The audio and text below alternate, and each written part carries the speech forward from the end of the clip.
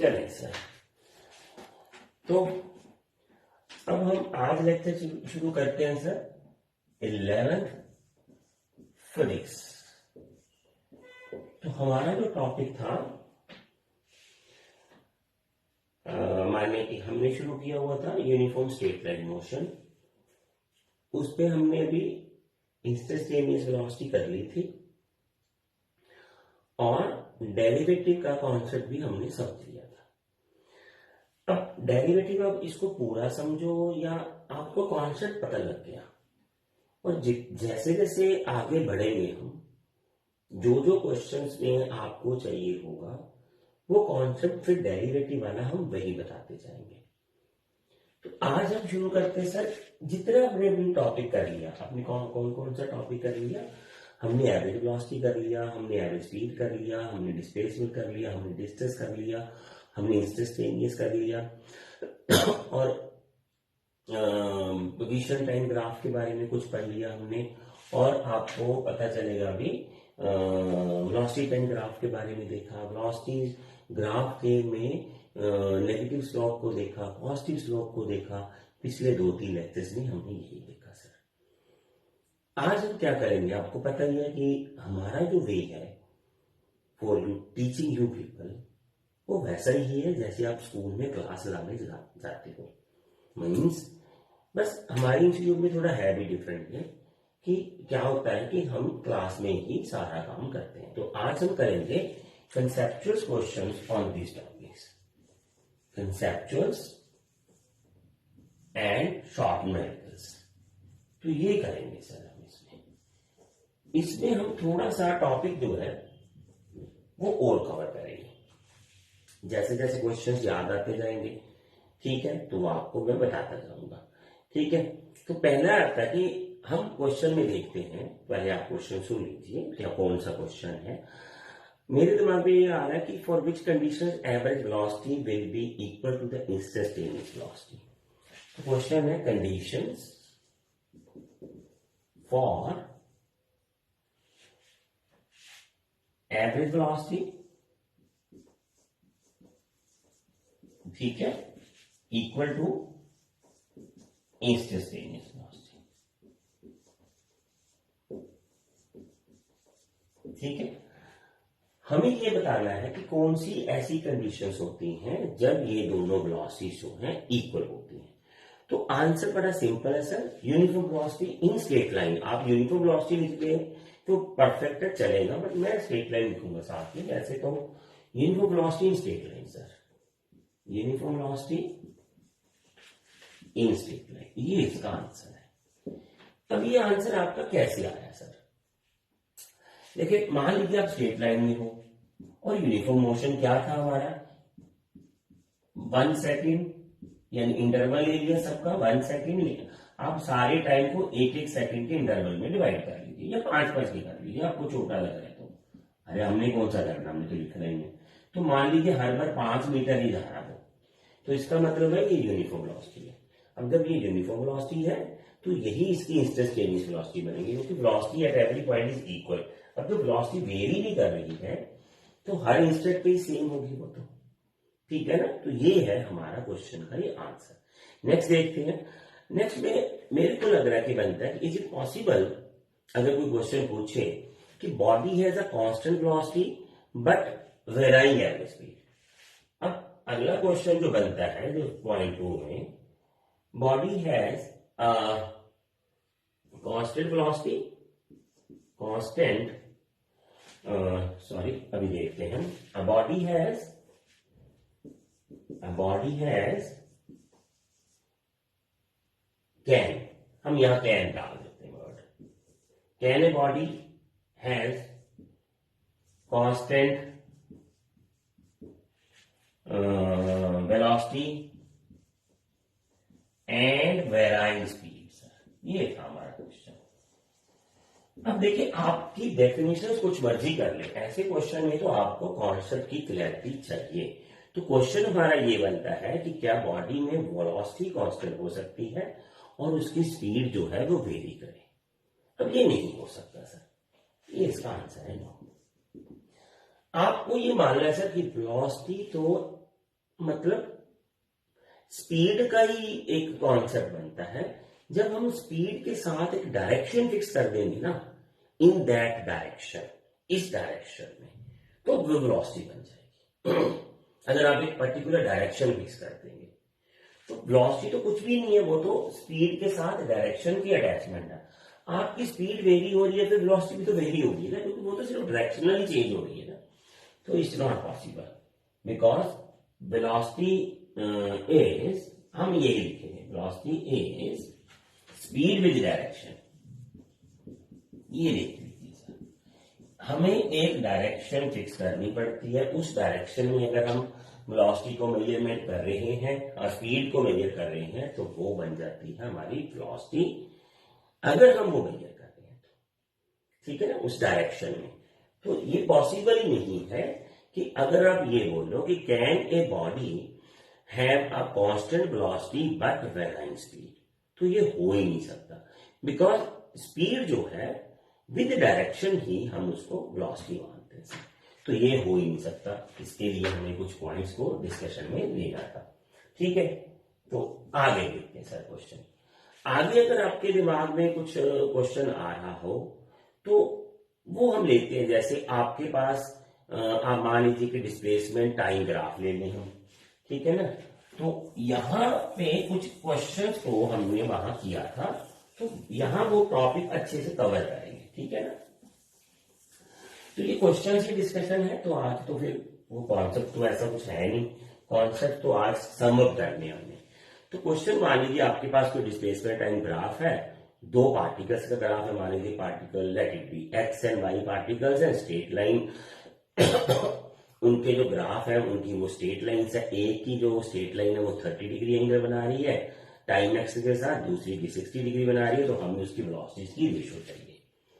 तो मान लीजिए हमारे पास क्वेश्चन नंबर 3 बन जाएगा, लेट सॉरी, ठीक है, व्हाट इज द, हम ऐसा बना देते हैं, सो what is the ratio of velocity of two bodies having 30 degree and 60 degree inclination in displacement time graph। ऐसे बना दो क्वेश्चन बन जाएगा। अब हमें उसकी वेलोसिटी की रेशियो निकालनी है, दो बॉडीज है, उसकी 30 डिग्री और 60 डिग्री इंक्लिनेशन है, डिस्प्लेसमेंट टाइम ग्राफ। तो बेसिकली हमारे पास ये टाइम है, ये है, एक तो बॉडी मान लीजिए एक्स है, मान लीजिए एक बॉडी वाई है, तो एक का इंक्लिनेशन 30 डिग्री है सर, एक का 60 डिग्री है। तो हम चलेंगे बेसिक्स में। डिस्प्लेसमेंट टाइम ग्राफ या डिस्टेंस टाइम ग्राफ या पोजीशन टाइम ग्राफ में हमने ये पढ़ा था कि slope of that graph will give us the velocity of the body. अब स्लोप क्या था सर? स्लोप था tan ऑफ दिस एंगल। तो स्लोप ऑफ, तो वेलोसिटी हम लिखते हैं vx। वेलोसिटी कैसी आएगी sir? Slope of x graph,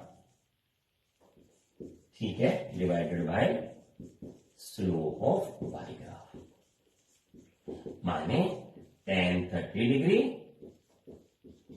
और tan 60। तो इन दोनों की डिवीजन ले ली सर हमने, tan 60 की ले लो और tan 30 डिग्री की हमने जो है इसको वेलोसिटी की रेशियोज को ले लिया sir, vx bye v।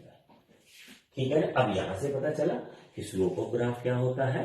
tan of this angle, इस एंगल का tan थीटा, उसको हम क्या बोलते थे? Slope of graph. अच्छे से पता चला आपको? स्लोप ऑफ ग्राफ जो ये एंगल था उस एंगल का हमें tan थीटा लेना है। क्या लेना है? tan थीटा लेना है। आपको अच्छे से समझना है, आगे फिर देखते जाएंगे। अब इसकी वैल्यूज दे देते हैं सर हम, vx बाय vy, ऊपर तो आ जाएगा 1/√3, नीचे ये, तो ये बन जाएगा √3 का मल्टीप्लाई 1/3, ठीक है। vx vy 1:3 sir. So velocity of the vy is 3 times more than the velocity of x। Concept clear हुआ सर? डिस्प्लेसमेंट टाइम ग्राफ में जो किसी भी बॉडी का जो ग्राफ है उसकी जब वेलोसिटी निकालेंगे तो स्लोप ऑफ ग्राफ बोला जाएगा। स्लोप क्या होता है सर? उसका एंगल का tan थीटा। क्लियर हुआ ये बात? स्लोप ऑफ ग्राफ ये आ गया। तो अब आगे चलते हैं सर हम इसमें से, ठीक है? अब धीरे धीरे देखते जाओ, इसको अच्छे से समझो। कुछ क्वेश्चंस आएंगे आपको, कुछ क्वेश्चंस कॉन्सेप्ट क्लियर हो जाएंगे, कुछ क्वेश्चन आते जाएंगे आपको, ठीक है ना? अब जैसे मान लीजिए हम आगे चलते हैं सर। आगे क्या चलते हैं कि मान लीजिए कोई बॉडी है, हम बोलते हैं कि उसकी वेलोसिटी 0 है, सॉरी स्पीड 0 है, बट उसकी जो वेलोसिटी है वो नॉन 0 है। तो ये नहीं हो सकता। हमने अभी पढ़ा है कि जो वेलोसिटी है सर, ये ऐसे कुछ क्वेश्चंस आते रहते हैं आपको, मैं इसलिए ये कवर करने की कोशिश कर रहा हूँ। लेकिन आपको आपके एग्जाम में जो पैटर्न है आजकल का, उसमें 1 मार्क या एमसीक्यूज या 2 मार्क क्वेश्चन, 3 मार्क क्वेश्चन आते हैं।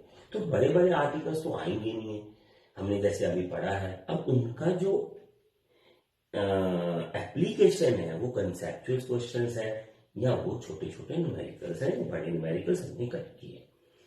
तो इसलिए आज हम ये स्टार्ट करेंगे, ठीक है? तो पहला जो क्वेश्चन वेलोसिटी ऑफ टाइम का था वो मैंने क्वेश्चन में डिस्कशन में ले लिया है कि आपको मान लीजिए कहीं ने किसी ने कहा है कि स्पीड 0 है, तो आप बताएं क्या उसकी वेलोसिटी नॉन 0 होगी? बिल्कुल सर, ये गलत बात है, क्योंकि स्पीड को अगर हम एक पर्टिकुलर डायरेक्शन में लेते हैं ना तो वो वेलोसिटी बन जाता है। मान लीजिए आपको स्पीड किसी भी बॉडी की, अब स्पीड क्या होगी सर? ये भी तो ये पिछली बार भी नहीं कवर हुआ, बात मेरे को अभी लगा, सॉरी। आप बोलोगे ये डायरेक्शन का कॉन्सेप्ट तो आप समझा नहीं रहे हो। बिल्कुल सर, बिल्कुल। हमें हमें क्या करना है सर? बिल्कुल सॉरी फॉर दैट कि वो अच्छे से कवर नहीं हुआ। मान लीजिए बॉडी ए यहाँ गई है, बी यहाँ गई है, और ये यहाँ गई है सी, और ये यहाँ गई है। मैं अभी बहुत अच्छा हुआ आपके दिमाग में ये बात आई कि डायरेक्शन में आपने कुछ बताया नहीं है और पहला क्वेश्चन भी ऐसे निकल गया, तो मेरे दिमाग में और बात भी आ गई है। तो चलिए सर यहाँ रोक देते हैं इसको। तो ठीक है ना? तो इस डायरेक्शन में बॉडी की क्या स्पीड हुई? देखिए मैं वर्ड बोल रहा हूं, इस डायरेक्शन में बॉडी की क्या स्पीड हुई? परफेक्ट है ना? तो इसको मैं वेलोसिटी बोलूंगा। अब ये क्या मैंने नहीं पूछना है, यहां से यहां तक आया वो टाइम तो वही लगेगा, क्योंकि सर मैं तो ये बैठा था कि यहां का पहुंचेगा वो, तो मैंने तो इस डायरेक्शन में जाना है ना बॉडी में। अब वो इस डायरेक्शन में कैसे गया? AF displacement divided by time, ये सारे टाइम ऐड करके आएंगे, टाइम तो इतना ही लगा ना। मैं इसको वेलोसिटी बोलूंगा सर AF की डायरेक्शन में। तो मैं क्या बोलूंगा? Speed in AF direction. इतना अच्छा कॉन्सेप्ट है ये कॉन्सेप्ट आपको वो हमारे बहुत अच्छे टीचर हैं, बहुत अच्छी बुक लिखी हुई है FC वर्मा, उसमें ऐसे मिलते हैं। और ये IIT में बहुत अच्छा कॉन्सेप्ट माना जाता है, नीट में बहुत अच्छा कॉन्सेप्ट माना जाता है। देखिए स्पीड और वेलोसिटी आप डेफिनेशन कर लो, आप नेट में ढूंढ लो, कहीं ढूंढ लो, बहुत कम जगह पे ऐसी डेफिनेशन मिलती है कि speed velocity is nothing, speed in given direction. एक डायरेक्शन में जो हम स्पीड देखते हैं कि उस डायरेक्शन में भी स्पीड है, तो हम उसको उस डायरेक्शन की वेलोसिटी बोलेंगे। तो वेलोसिटी इन दिस डायरेक्शन। अगर आपने वेलोसिटी इन दिस डायरेक्शन निकालनी है तो आपको इतनी ही लेनी पड़ेगी, इतना ही टाइम लेगी। मान लीजिए मैं चाहता हूं A से C की डायरेक्शन, तो ये वेलोसिटी आएगी सर, ये टाइम यही लगेगा, वो तो यहां से होता हुआ आ गया ना, टाइम तो वही है, पर डिस्प्लेसमेंट में तो यही काम करूंगा। मैंने ये नहीं काउंट करना, क्योंकि मैं तो उस डायरेक्शन में ले रहा हूं, तो मेरे को उस डायरेक्शन में डिस्टेंस चाहिए। आई रिपीट, मैं वर्ड बोल रहा हूं डिस्टेंस सर, क्योंकि मैंने डायरेक्शन फिक्स कर दी, तब इसका नाम डिस्प्लेसमेंट पड़ गया। तब इसका नाम क्या पड़ गया? डिस्प्लेसमेंट पड़ गया। ये डायरेक्शन फिक्स कर दी। अच्छे से पता चला आपको? तो ये है डिफरेंस है स्पीड और वेलोसिटी के कॉन्सेप्ट में। चले, तो आप बोलोगे सर ने अभी साइटों पे बोला था। बिल्कुल सर, मैं यहां से कॉन्सेप्ट और ढूंढ रहा हूं। मैं तो अपने, आप बोलो ना कि जब कोई कॉन्सेप्ट आ जाता है सर, जैसे मान लीजिए, तो एज अ टीचर मेरे को पता है कि आगे एक टॉपिक आना है, प्रोजेक्ट आएगी, तब ये प्रॉब्लम फिर आएगी। तो मान लीजिए सर मेरी जो बॉडी है वो ऐसे गई है, ठीक है ना? मान लीजिए मेरी बॉडी ऐसे गई है। अब बॉडी तो ये पड़ी सर मेरी, तो मेरी, ये देखिए ध्यान से, मेरी इस डायरेक्शन में वेलोसिटी कितनी हुई, इस डायरेक्शन में, तो मेरा इस डायरेक्शन में डिस्टेंस तो इतना ही बना ना सर, बॉडी तो यहां से यहां गई है, पर मैंने तो इस डायरेक्शन में वेलोसिटी मांगी है, कि वो हॉरिजॉन्टली डायरेक्शन में वेलोसिटी कितनी बढ़ी, तो मैं इसको यूएक्स बोल लूंगा, ओ एक्स, और ये टाइम टी, ये वाला टाइम तो वही डालूंगा ना, अभी मैंने बात की थी आपने, इसको मैं बोलता हूं हॉरिजॉन्टल वेलोसिटीज की, क्या बोलता हूं, हॉरिजॉन्टल वेलोसिटी। अब मैं चाहता हूं इस डायरेक्शन में वेलोसिटी बताएं सर। देखो वो जब ओ से पी तक जा रहा है तो वो तो दो तरह के डिस्प्लेसमेंट कर रहा है ना, एक तो इधर भी बढ़ रहा है आगे और ऊपर भी बढ़ रहा है, तो मैं पूछता हूं कि इस डायरेक्शन में उसकी वेलोसिटी क्या है, तो इस डायरेक्शन में ये डिस्प्लेसमेंट है सिर्फ इतनी, इसको मैं यू वाई बोलूंगा, तो ये मैं ले लूंगा P X Y P, time तो वही है ना सर, इसका इस डायरेक्शन में कितनी है सर, ये देखिए सर, ये मान लीजिए मैंने ले लिया यू, इस डायरेक्शन में यू, तो यू क्या आया सर मेरा, ओ पी बाय टी, इस डायरेक्शन में वेलोसिटी ये है, इस डायरेक्शन में वेलोसिटी ये है, इस डायरेक्शन में वेलोसिटी ये देखिए सर, ये हॉरिजॉन्टल मैंने यूएक्स मान लिया, ये वर्टिकल ये सर।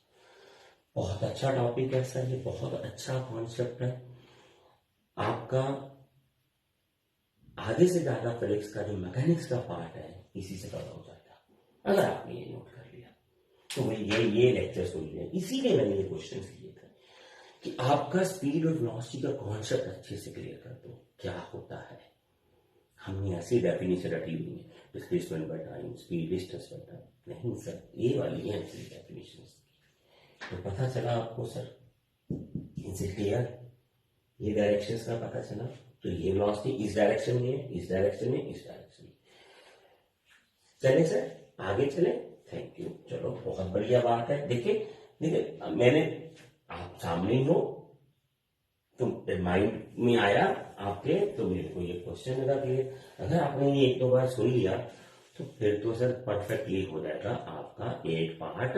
और एक क्वेश्चन हमने डिस्कस किया था सर, इंस्टेंटेनियस स्पीड, ठीक है ना, तो ये क्वेश्चन मैंने तब भी बता दिया था शायद आपको, तो मैं क्वेश्चन लिखूंगा नहीं, बोल के सुना देता हूँ कि क्वेश्चन ऐसे पूछा जाता है सर स्कूल्स में कि स्पीडोमीटर हमारी कौन सी वेलोसिटी मेजर करता है, तो वो तो इंस्टेंटेनियस करता है ना, स्पीडोमीटर है वो स्पीड दे रहा है, आपने कभी सोचा है कि वो स्पीड दे रहा है इंस्टेंटेनियस, वो ऐसे कैसे दे रहा है, उसकी वो अलग मैकेनिज्म है, जब हम देखते हैं तो वही है, हम लिखते कुछ और ही है उसको, ठीक है ना। इंस्टेंटेनियस वेलोसिटी कैसे लिखते थे सर हम, वेलोसिटी इंस्टेंटेनियस कैसे लिखते थे हम, आपको याद होगा डेल्टा एक्स डेल्टा टी में delta T approaches to zero, change in displacement जो बहुत कम था, और delta T time approaches to zero, बहुत छोटा होता है ना, तो फिर हम इसको डेरिवेटिव फंक्शन लिख देते थे।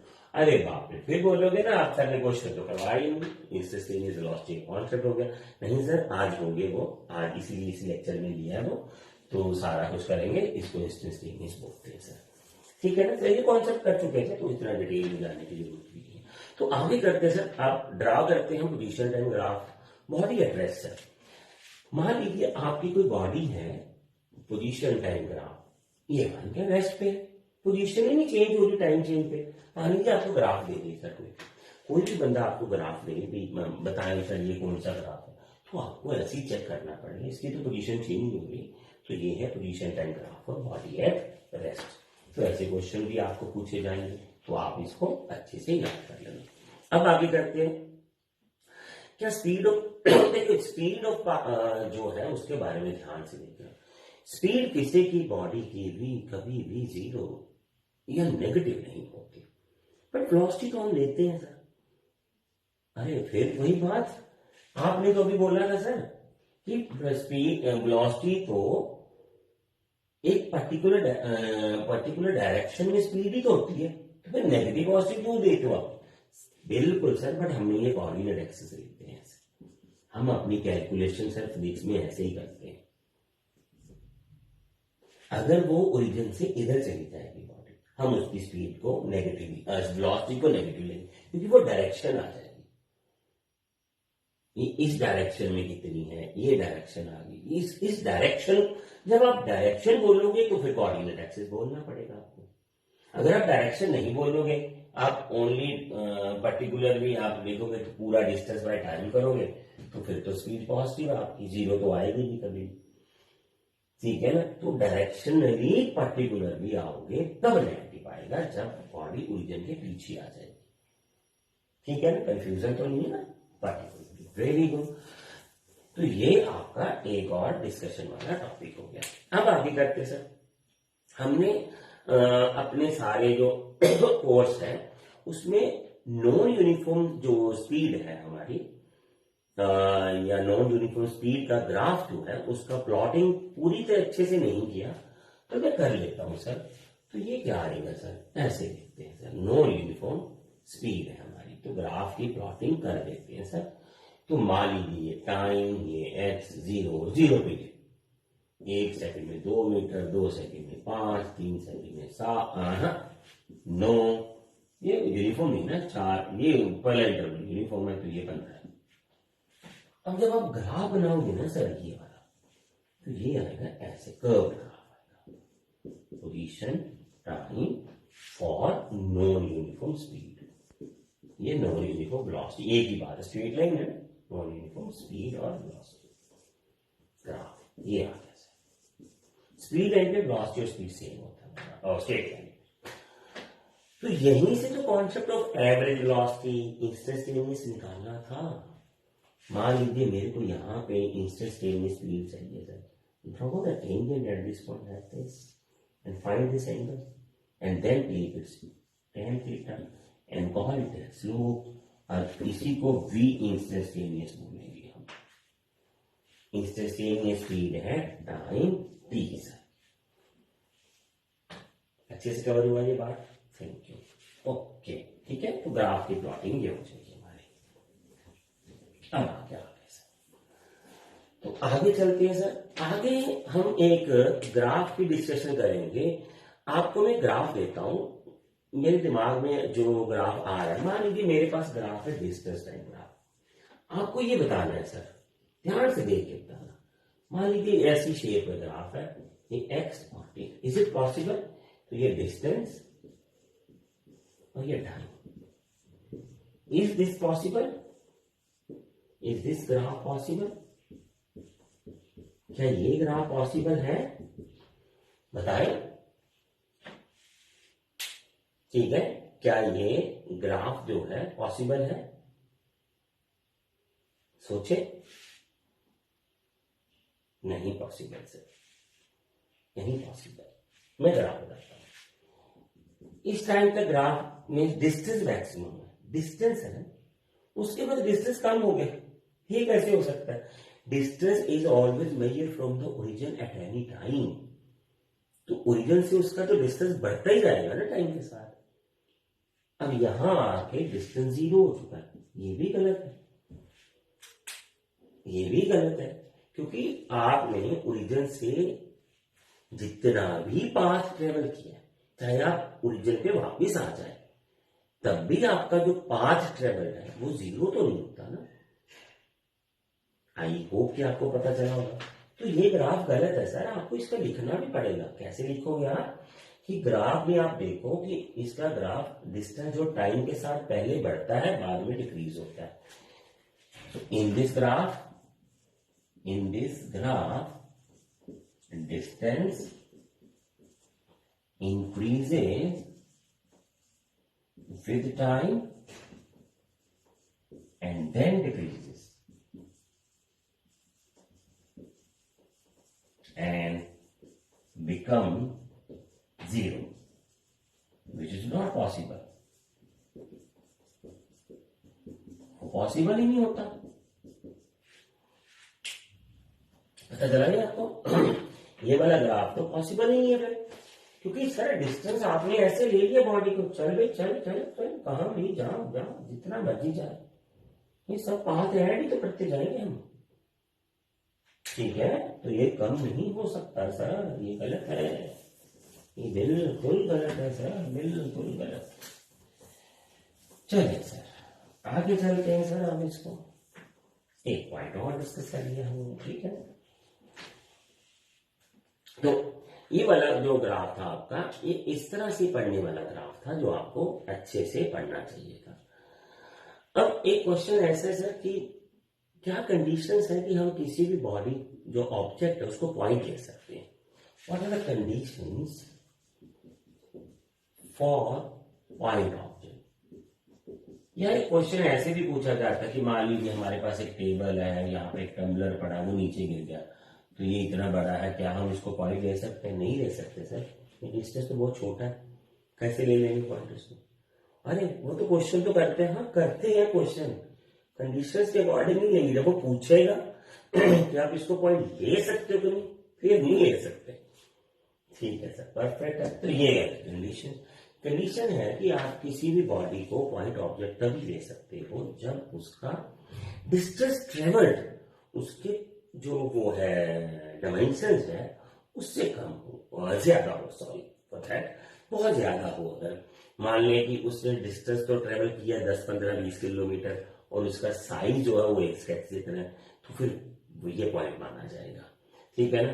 तो इस तरह से हम पॉइंट मानते हैं उसको, ठीक है। अब ये हो गया। एक क्वेश्चन आगे और भी बनता है कॉन्सेप्ट कि under what conditions displacement and distance are equal? Conditions for displacement equal to distance, क्या है सर? ये डिस्प्लेसमेंट और डिस्टेंस का भी इक्वल हो सकते हैं। तो ये तो हमने तभी किया था, अलग क्वेश्चन क्यों है? When the body is moving in a straight line, when body is moving in a straight line, when body in straight line. कैसे सर? मान लीजिए ये जा रही है बॉडी, ए, बी और सी सर, यहां से गई है, यह हमारा डिस्टेंस है और डिस्प्लेसमेंट सेम है, क्योंकि स्ट्रेट लाइन में तो सेम ही आएगा ना। तो ये आ गया कंडीशंस। इस पे आगे चलते हैं सर हम।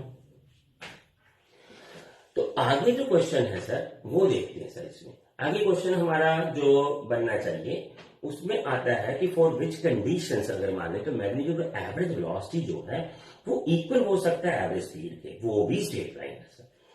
एवरेज वेलोसिटी और एवरेज स्पीड स्ट्रेट लाइन में यूनिफॉर्म मोशन में सेम हो सकता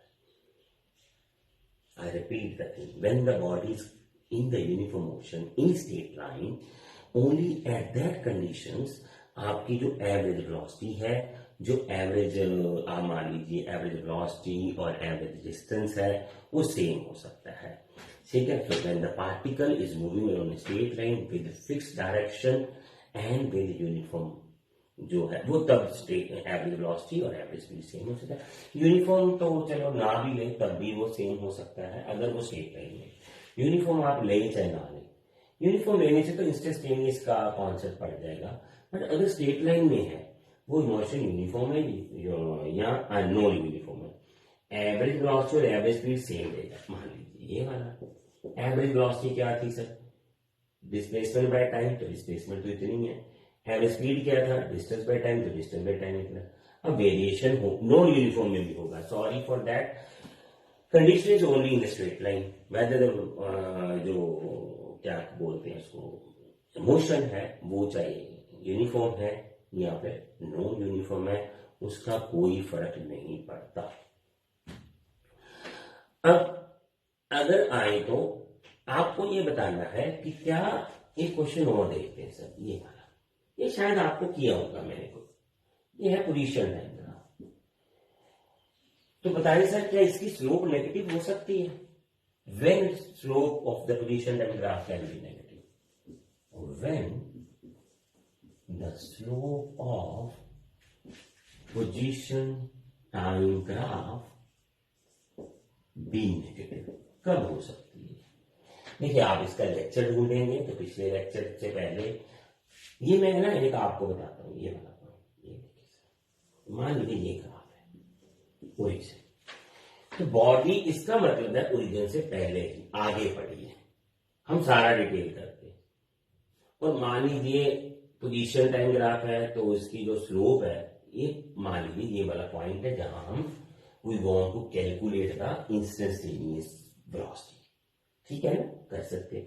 तो क्या करेंगे सर, ये वाला इंस्टेंटेनियस ये लाएंगे, तो एंगल देखेंगे सर, ये बन गया एंगल, ये वाला angle is always with positive x axis, याद रखना है, ये है थीटा, और थीटा जब 90 से ग्रेटर हो जाता है तो tan जो थीटा है वो नेगेटिव हो जाता है, और इसको बोलते हैं स्लोप इज नेगेटिव। ये एंगल नहीं लेना, ये तो आप ले सकते हो, ये वाला ऐसे, तो ये tan थीटा लोगे 1 तो इसके साथ नेगेटिव लाना पड़ेगा। अगर आपने एंगल ऐसे मेजर किया तब ये नेगेटिव लाना पड़ेगा। फिजिक्स में एंगल, मैथ्स में भी एंगल हमेशा पॉजिटिव एक्स एक्सिस से लेना, ये याद रखना आपको अच्छा से कॉन्सेप्ट। अब क्या हुआ सर, ठीक है सर, हो सकता है, तो क्वेश्चन था हमारे पास कि इज इट पॉसिबल कि पोजीशन टाइम ग्राफ की स्लोप जो है वो नेगेटिव हो, तो पॉसिबल है सर। कैसे स्लोप पॉजिटिव नेगेटिव हो सकती है, अगर कोई बॉडी ओरिजिन की तरफ आना शुरू कर दे,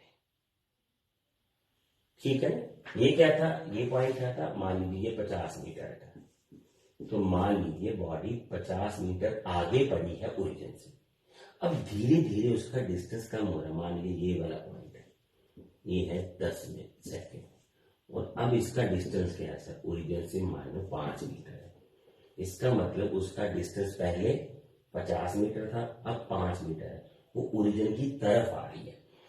जब कोई बॉडी ओरिजिन की और जाएगी, यहां ओरिजिन से इस तरफ चली जाएगी लेफ्ट हैंड साइड, तब उसकी जो ग्राफ की स्लोप्स आएंगी वो नेगेटिव आ जाएंगी। ये ध्यान रखना आपने, अच्छे से पता चला आपको, परफेक्ट है सर। तो अभी हमने ये देखा कि जो पोजीशन टाइम ग्राफ है वो जो स्लोप है वो कब और कैसे नेगेटिव दे सकता है।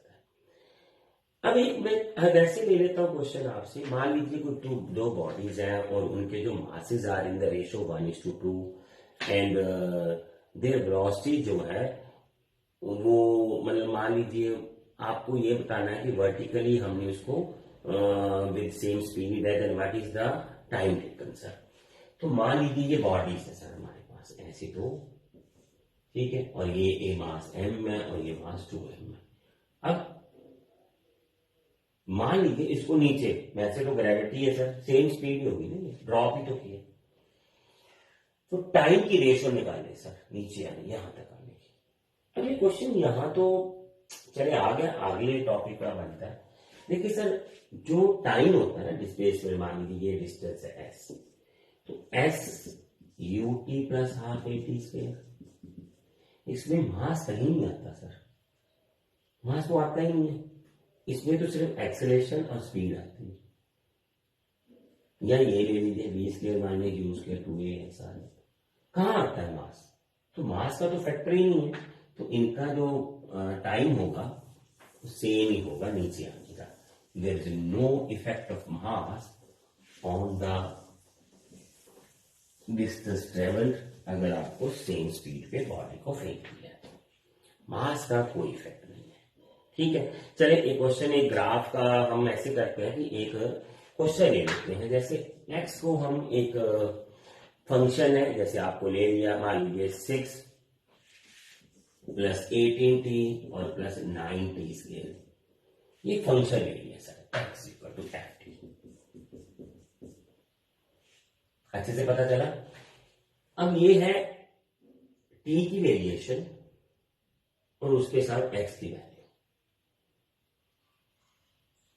जैसे जैसे आप t की वैल्यू डालते जाओगे x distance of a body from origin आता जाएगा, या displacement of a body from origin आता जाएगा, तो आप ग्राफ प्लॉट कर सकते हो, ठीक है। आप ग्राफ प्लॉट कर लो, इसकी वैल्यूज कीजिए, तो देखो ना क्वाड्रेटिक इक्वेशन है, तो मान लीजिए ये ग्राफ आ गया सर, इसका ऐसे पैराबोलिक सा ग्राफ आ गया, t को 0 डाला तो 6 है सर, गलत हो गया ये, तो t को 0 डालोगे तो बॉडी पहले ही यहाँ 0 डाला ना 6, यानी बॉडी ओरिजिन से 6 मीटर ऊपर से ट्रेवल करना शुरू करती है, ठीक है, टी को 1 डाला, टी को 2 डाला, तो ग्राफ जैसे 10th में बनाते वो, ठीक है ना। तो मान लीजिए इसमें आपसे ये पूछा हुआ है कि what is the velocity at t equal to 2 second. So what is velocity at t equal to 2 second. तो फिर ये ग्राफ आ गया सर। मान लीजिए t इक्वल टू 2 सेकेंड है और यहां पे फिर आपको डालना पड़ेगा टेंजेंट, और फिर ये एंगल आपको d के साथ मेजर करना पड़ेगा और उसका लेना पड़ेगा tan थीटा, तो वो आएगी आपकी वेलोसिटी। इसको लिख देते t इक्वल टू 2 सेकेंड में। नहीं इतना कौन करेगा, ग्राफ लाएंगे वो करेंगे, तो नहीं करना ना, तो डेरिवेटिव करो ना सर फिर इसका dx बाई dt। सिखाया था फिर आपको, जहां t नहीं है वहां डेरिवेटिव 0 आता है, याद कर लेना। जहां t 1 हो तो वहां डेरिवेटिव 1 आता है सर। कैसे, t की पावर 1, ठीक है ना। मान लीजिए t की पावर n, तो डेरिवेटिव आ गया n माइनस 1। यही लगेगा, हमें इतने में काम चल जाता हमारा। तो अगर इसकी पावर 1 लेते हैं t की, तो 1 यहां आ गया, t 1 माइनस 1 0 आ गया, t की पावर 0 और वो होता है 1। अब आगे आ गया सर 9 इंटू 2 t की पावर 2 माइनस 1।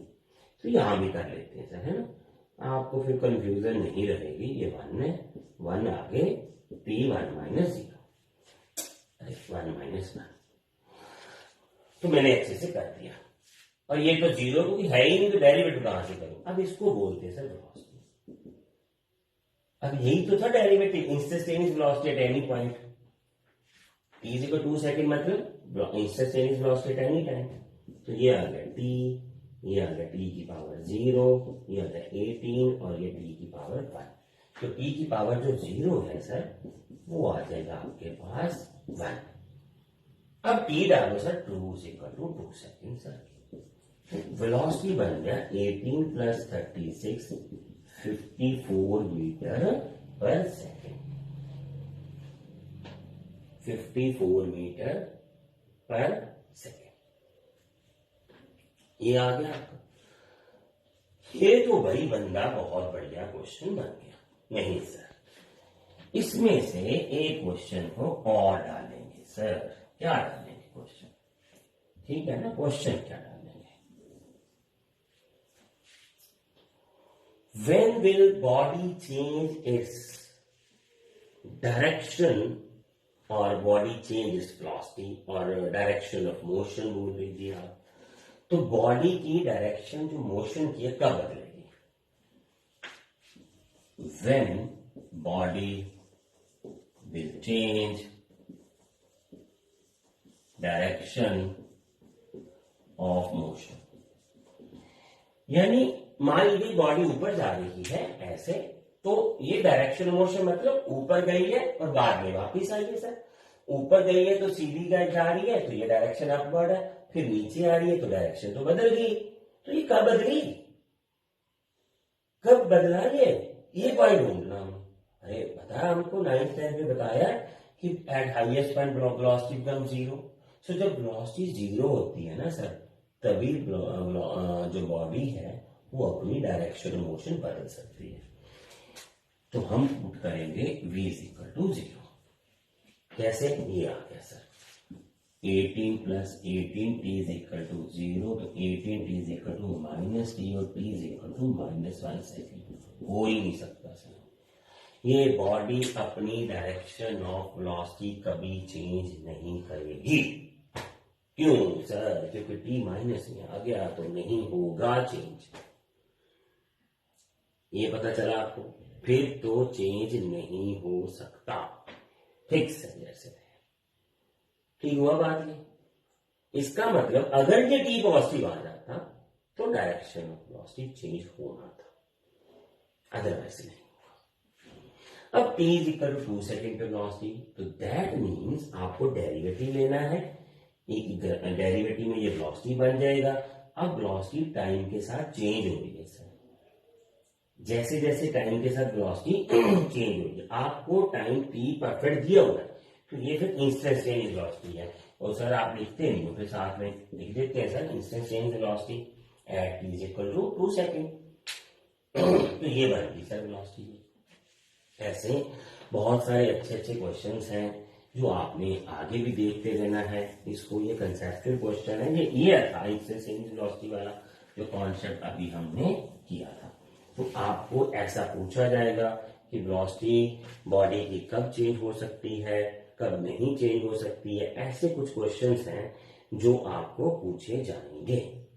ठीक है सर, तो वो वाली चीजें हमने निकाल के देनी है, उनको समझाना है कि ये क्वेश्चन हो सकता है। मान लीजिए क्वेश्चन होते हैं सर हमारे पास, तो मैं सोच रहा था कि कुछ एग्जांपल्स देता हूं मैं आपको, आपने सोच के फिर वो आपने डिस्कशन में लेना है कि मोशन जो है बॉडी की कब हम 1 डायमेंशन, 2 डायमेंशन और 3 डायमेंशन लेते हैं। मान लीजिए काइट जो है वो फ्लाई कर रहा है, तो आपको ये बताना है कि उसकी मोशन 1 डायमेंशन है, 2 डायमेंशन है या 3 डायमेंशन है। तो काइट तो फ्लाई कर रहा है सर, सीधा ऊपर उड़ रहा है वो, ठीक है ना, इधर भी जा रहा है, उधर भी जा रहा है, आगे भी जा रहा है, इधर भी हो रहा है। तो ये 3 डायमेंशन मोशन होती है। क्या थी 3 डायमेंशन मोशन? 1 डायमेंशन क्या थी, ऐसे जाते हैं सीधा, इस दिमाग से चेंज था, ऐसे आ रहे थे, फिर ऊपर आ गए थे, तो उसको हम बोल देते हैं। कोई जैसे क्रिकेटर है, वो क्रिकेट की बॉल को हिट करता है सर, मान लीजिए ग्राउंड में हिट कर रहा है, तो वो 2 डायमेंशन है, क्योंकि उड़ नहीं रहा।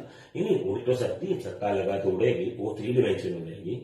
बट ये ऐसे ही हम एक छोटी सी एग्जाम्पल लेते हैं। मून रिवॉल्विंग अराउंड द सन जो है वो 2 डायमेंशन है sir.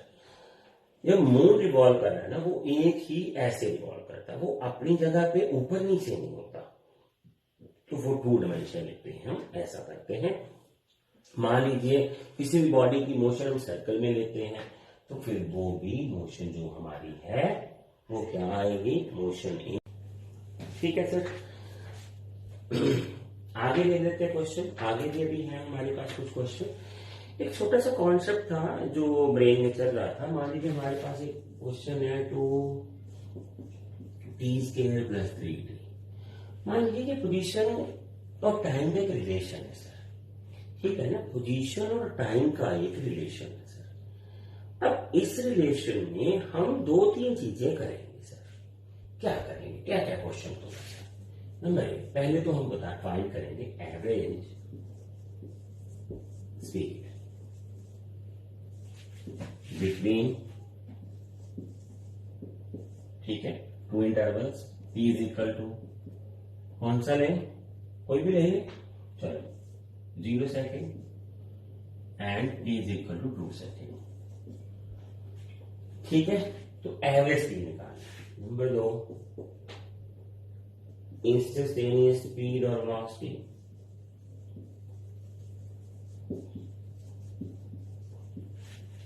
t is equal to 2 second, 1 second है, कोई दिक्कत नहीं। मोशन यूनिफॉर्म है कि नहीं, इज इट यूनिफॉर्म मोशन, क्या ये यूनिफॉर्म मोशन? हाँ जी सर, देख लेते हैं इसमें क्या है। चले sir, average speed sir, time interval दे रखा है, हमें चाहिए average speed. x2 minus x1 divided by t2 minus t1 sir, ये मत भूलना।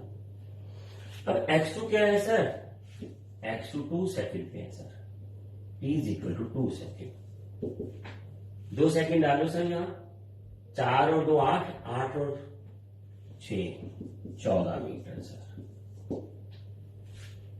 x इक्वल टू 0, तो ये 0 आ गया, t इज इक्वल टू 0 पे, तो delta v average speed 14 minus 0 by 2 7 metre per second. ये एवरेज ऐसे निकलेगी। ठीक है, तो ये आ गया आपका, तो ये तो हो गया एवरेज x2 माइनस x1।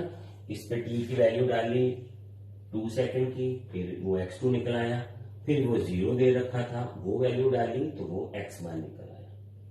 तो इस तरह से दोनों को माइनस किया, x2 minus x1, t2 minus t1 आ गया। ठीक है ना, ये फिर हुआ एक इक्वेशन थी हमारे पास, वहां समझ लेंगे। अब आ गया सर ये वाला, इंस्टेंटेनियस। आपको एवरेज में और इसमें हमें करना पड़ेगा derivative. 2 into 2 minus 1 plus 3 into 1 1 minus 1। Derivative तो सिखाया था ना आपको फिर वेलोसिटी 2 इंटू 4t और प्लस 3। ये t की पावर 0 तो 1 हो जाएगी ना, अब नहीं लिखेंगे तो ये बन गया हमारा, अरे ये बात तो वो भी लिख दिया वो भी लिख दिया, ठीक है सर 4t सर।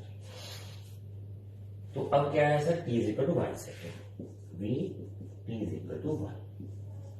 कितना आ गया सर ये 4 plus 3 7 metre per second. Point prove हो गया ना सर। वो एवरेज स्पीड और average instantaneous speed uniform motion में सॉरी स्ट्रेट लाइन मोशन में सेम ही होता है। हो गया ना, तो ये वो भी। अब ये बात sir v is equal to 4t plus 3 discussion, क्या ये यूनिफॉर्म मोशन है?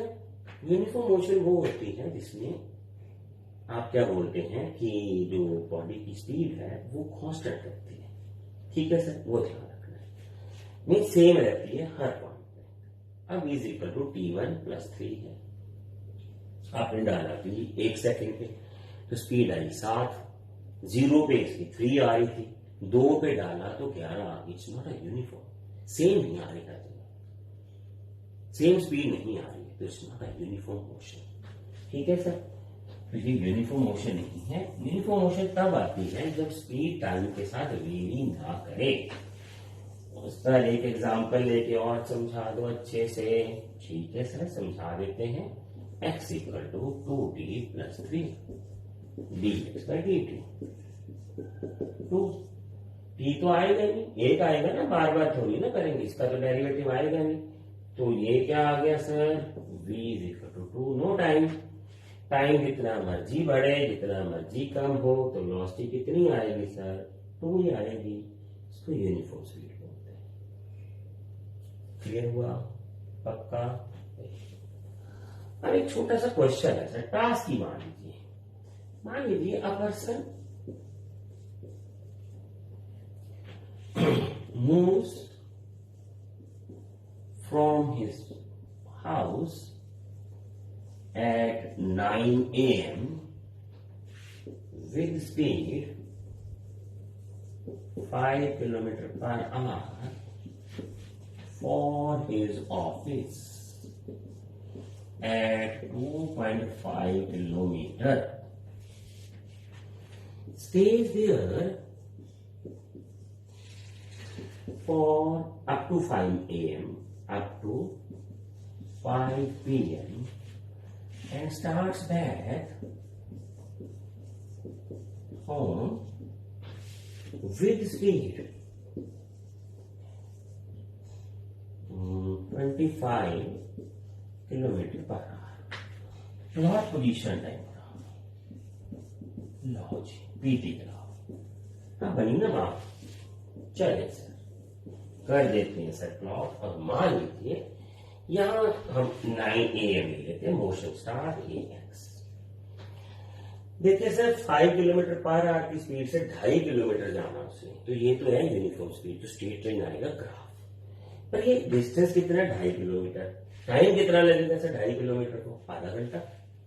9:30 बजे ऑफिस, बिल्कुल ये रहा 2.5 किलोमीटर और ये रहा पॉइंट, ये आएगा ये ग्राफ। अच्छे से पता चला 2.5 किलोमीटर वाला point sir, very good, clear, perfect. तो आधा घंटा कैसे आया सर, 5 किलोमीटर 1 आवर में चल रहा है, 2.5 किलोमीटर जाना, आधा घंटा लगेगा और क्या लगेगा, परफेक्ट। 5 बज गए सर, 5 PM, तो वो तो ऑफिस में ही है ना, पोजीशन सेम ओरिजिन से 2.5 किलोमीटर की वही रहेगी, तो वो चेंज ही नहीं होगी ना, स्टेशनरी होगी वो तो उतनी रहेगी। चलो 5 बज गए, घर के लिए तैयारी शुरू होगी। अब लगेंगे सर उसको 25 किलोमीटर पर आवर। अब यहाँ मैं कोई बयान नहीं कर रहा हूँ, कुछ नहीं कर रहा हूँ, घर की तरफ हम सब तेजी से भागते हैं, स्कूल हो, कोई टीचर हो, बच्चे हो, ऑफिस में गए, कोई हो, घर एक ऐसी जगह, तो हम सब तेजी से घर की तरफ भागते हैं मान लीजिए। तो घर की स्पीड तेज है 25 किलोमीटर पर आवर, 1 घंटे में 25 किलोमीटर चलने हैं सिर्फ 2.5 किलोमीटर। तो फिर क्या कितना टाइम लगेगा? तो इसको टाइम मात्र 6 सेकंड लगेगा इसको। तो हम कर देते हैं इसको 25 किलोमीटर इन 60 मिनट्स। ठीक है ना? 1/60/25 और 2.5 किलोमीटर, तो वो नीचे 10, 6 मिनट्स लगेंगे सर। 5:06 पे बंदा घर पे। ये लीजिए सर, ये रहा, ये नहीं आएगा ना ये। तो ये 5:06 वाली लाइन है, ये 5 बजे की लाइन है। तो ये राह बन जाएगा। उसमें क्या है सर?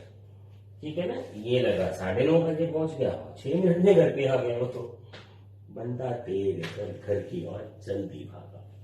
ठीक है सर। तो ऐसे बहुत सारे क्वेश्चंस हैं जो आपको करने चाहिए और आप शायद ध्यान दे भी रहे होंगे। इसके लिए अच्छे से करें सर इसको। ठीक है, बहुत सारे क्वेश्चंस हैं, आप ऐसे मत सोचो, बहुत सारे क्वेश्चंस हैं।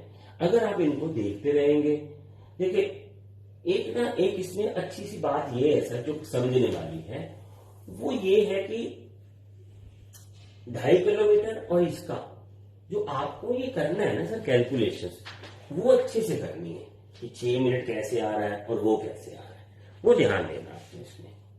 ठीक है ना सर? चले, ठीक है, बहुत है ये तो सारा। फिर और तो कुछ है नहीं अभी हमारे पास करने के लिए। धीरे धीरे आगे आगे आप देखते रहो कैसे कैसे होता है ये काम हमारा। ठीक है, चले सर, फिर मिलेंगे हम आगे।